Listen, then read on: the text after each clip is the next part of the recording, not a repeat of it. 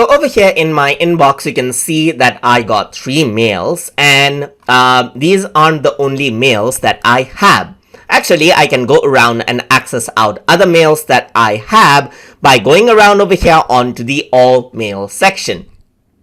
And on the mails that you see right here may be a part of inbox or not. For example, these 3 mails are, and that's why you see it right there. So what I can also do is I can go around over here and drag out any mail to the inbox right here, and it moves on to the inbox right here. So inbox is a place where you might want to keep all the important mails, but you may not want to keep mails that are not necessary for some reason.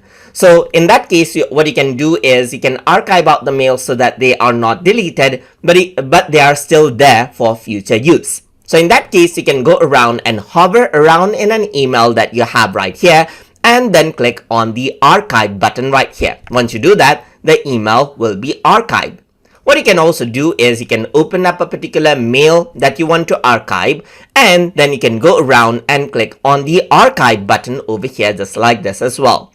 Another thing that you can do is you can right click around over here, and then you can click on archive over here just like this as well to send them out to archive.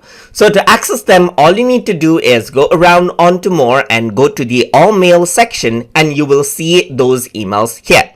So for the emails that are there in your inbox, you can see the inbox label over here. But for those that are not showing, you can see that they just say they show no labels right here.